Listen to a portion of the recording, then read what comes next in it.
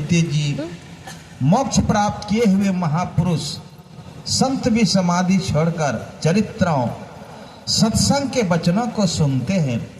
जो हरि कथा में प्रेम नहीं करते उनका हृदय पत्थर है। एक बार राम जी ने अपनी सभा में गुरु, ब्राह्मण और पूर्ववासियों को बुलाया और आदर से बिठा कर नम्र भाव से कहने लगे, बड़े भाग मानुष तन पावा, सुर दुर्लभ सद ग्रंथ ही गावा। बड़े भाग से मनुष्य का शरीर मिलता है। सब ग्रंथों ने कहा है कि यह देवताओं को दुर्लभ है। साधन धाम मोक्ष कर द्वारा, पाए न जेहि परलोक सवारा। यह शरीर साधनाओं का घर और मोक्ष का द्वार है। इसे पाकर जिसने परलोक मुक्ति को नहीं सुधारा, सो परत्र दुख पावई, सिर धुनि धुनि पछताय। काल ही कर्म ही ईश्वर ही, मिथ्या दोष लगा।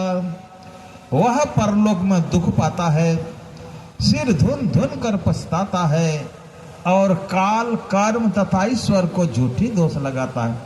यही तान कर फल विषयन भाई, स्वर्ग स्वपायाम दुखदाई।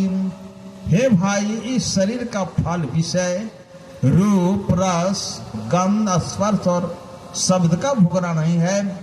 स्वर्ग यदि प्राप्त कर सके तो वह भी थोड़ा ओछा अंत में दुख देने वाला है। नरतन पाई विषय मन देहि, पलटे सुधाते 60 बीस लेहि। जो मनुष्य का शरीर पाकर विषय में मन लगाते हैं वे मूर्ख अमृत से बदलकर विष लेते हैं। ताहे कबहू भला कहि न कोई, गुण्याग्रह परस मनि खो।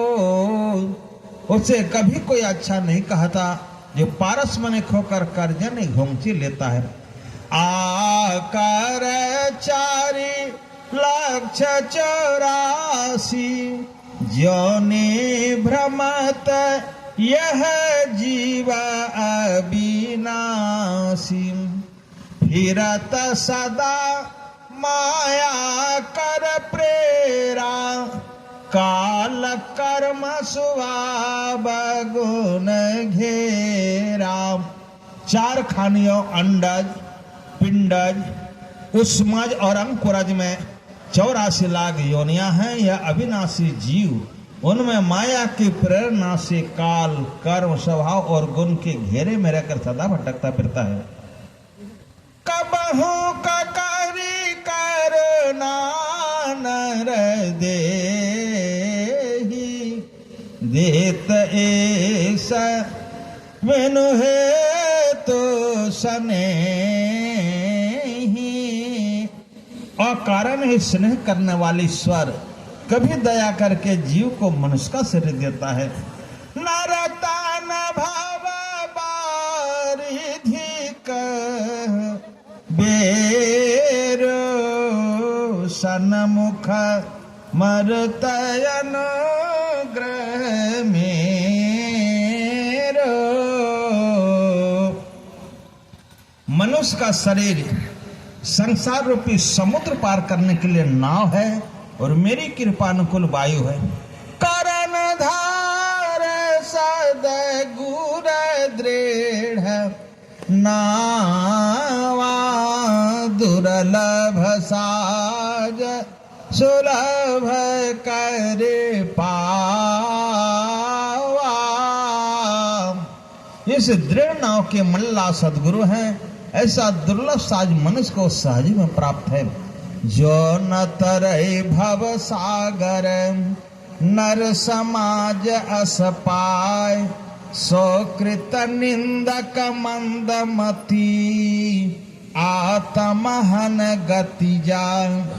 जो मनुष्य भव सागर पार होने के ऐसे साज समानों को पाकर भव सागर पार नहीं होता, वह कृतज्ञ नीच बुद्धि आत्महिंसा की गति में जाता है। बोलिए प्रेम से श्री सद्गुरु